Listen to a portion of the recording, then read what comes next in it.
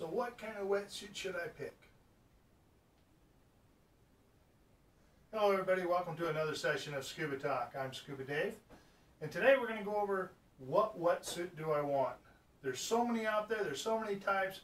What wetsuit do I want? Okay. Well, hopefully we're going to answer that question right now for you. Several things that you probably went over in class, in your open water class. You've talked about lacquer suits. You probably talked about 3-2 suits, surf suits. You probably talked about 7mm suits. And I'm sure you probably even talked about a dry suit, okay? All those can be used in diving. Just where will you use them in diving, okay? So, the obvious question is, the more warm water, the downsize you go. The colder the water, the more upsize you go, okay? So let's see if we can answer some of those questions for you today. To start off with, we're going to start talking about a lacquer suit. A lacquer suit is the thinnest suit that they make out there. And it's not really designed for diving in cold water. You might use this if you go to the South Pacific, go out by Guam, go out by Micronesia, places like that where the water is really, really warm. Okay, that's where I use a lacquer suit when I'm diving in those type of waters. And it's only for protection from the sun and protection if there happens to be jellyfish in the water. If one happens to rub up against me, I'm not going to get stung. Okay. They hold no heat whatsoever, but they do protect you from the sun. Okay, they have the UV protection. The only other place that I use a lacquer suit, and I use them all the time, is when I dive off of the coast here of Southern California, where I happen to live, and I use a 7mm dive suit. In the 7mm dive suit, you may or may not know, you'll tug and tug and tug, and they are really hard to get on. If it's a proper fitted one, it's really hard to get on. Okay. Your fingers will start aching, and that little vein in the forehead is going to stick out because you've been tugging so much. Okay, go to a lacquer suit. You can pick these up. They're around $30 on Amazon. You can pick them up in a dive shop for pretty reasonable. They help tremendously to get that 7mm wetsuit on. Okay, I put it on. 7mm slides right up. I'm ready to go dive pretty quickly. Okay, so that's where a lacquer suit comes into play. And again, they're about 30 bucks, and you can pick them up pretty cheap. Okay, check with your dealer and help you out. This here is a 3-2 suit, otherwise known as a surf suit. People use them for surfing, boogie boarding, and yes, we use them for diving. If you happen to go down to Cabo San Lucas, I dive down there. I use it down there.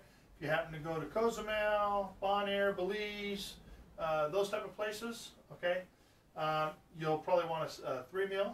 Okay, 3mm is the thickness is pretty small. Okay, pretty stretchy. Okay, and a lot more comfortable to wear. And plus, it has multiple benefits. If you buy one of these, you're diving in those warm places, Florida, for instance. If you're a Southern Californian or somewhere like that, a 3mm will get you diving there just fine. Okay. The other thing, if you're going to surf, there you go. So if you're on vacation, you're going to do some diving, might do some surfing, boogie boarding. You got one suit, covers all three things that you want to do. Okay. You can pick the 3mm up. I picked this one up, I think about $60. Again, bought it off of Amazon. Check with your local dive shop, but they're going to be competitive on the price. So that's when I would use 3mm.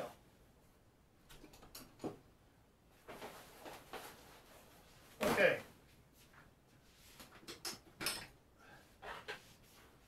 Now the 7mm. Okay, where am I going to use a 7mm? 7mm I'm going to use anywhere that's in a temperature range of about 58 degrees down to probably 48 would probably be it. But I don't think I could hang at 48.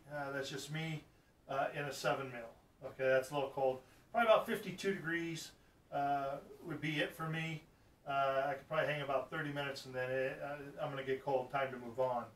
Okay, 7mm, same as a 3mm, except it's made out of 7mm neoprene. Okay, this suit is all the way a 7. On the 3mm, you can buy 3 2s, which means 3mm in the core, 2mm in the arms and legs. Mine is a 3mm all the way through.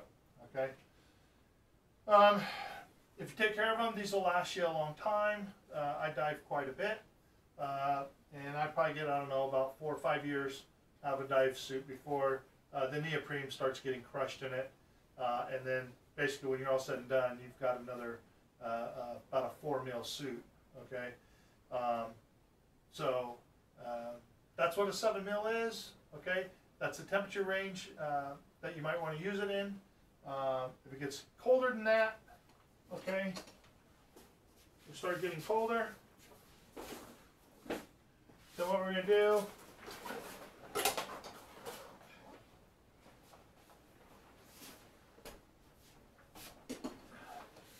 is we're going to go to the dry suit.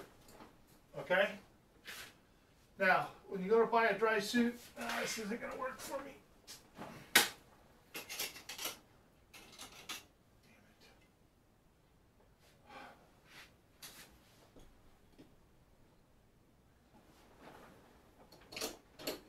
Over there. Okay. Okay, this is a dry suit. When you go to buy a dry suit, there's several out there, especially if you're going to try to buy it on Amazon, eBay, somewhere other than a dive shop.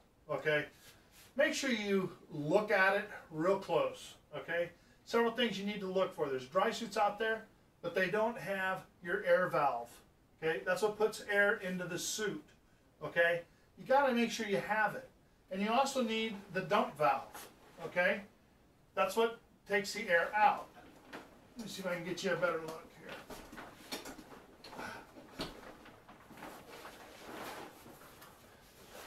Okay, that's what's going to help you get the air out. It's just a push button, beep, beep, beep, beep. Air comes out, okay, so you don't go to the surface way too fast, okay? The zipper, okay, make sure it's in good shape. Make sure it's been waxed. Run the zipper 4 or 5 times. Make sure it's a nice, easy zip, okay? The next segment I'll do will be on taking care of your dry suit, how to fold it, how to put it together, how to store it, okay? And tips on what not to do. Because you never want to store this with the zipper already zipped, okay? You always want to zip it with it open, with it unzipped, okay? And you want to wax it.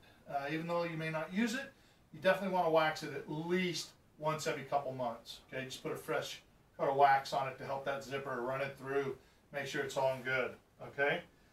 So this is the dry suit. This has what they call the SLT seals on it.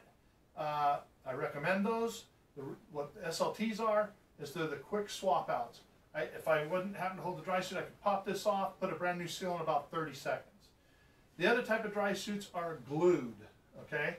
If you get a glued one and it rips on you as you're putting it on, okay, heading out or whatever, okay, you just lost the dives for the day and probably for the next day, because you have to glue them in, cut the old one out, glue the new one in, which altogether might take about an hour to do, but now you've got to let that seal get glued in there nice and good before you take it out and go dive, okay?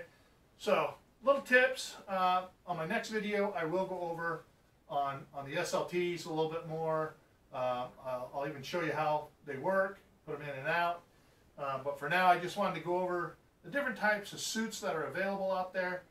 This one I will definitely use anywhere from 58 degrees down to probably 48 degrees. If it gets any colder than that, I'm not going to dive. My face is going to get too cold. But I also have drive gloves. That'll be for the next video. Okay?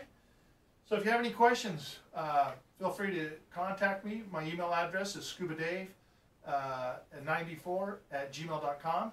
And if this video provides any help to you, please click on the subscribe button, hit the bell notifications, and give us a thumbs up. Sure would appreciate it. Happy diving, guys.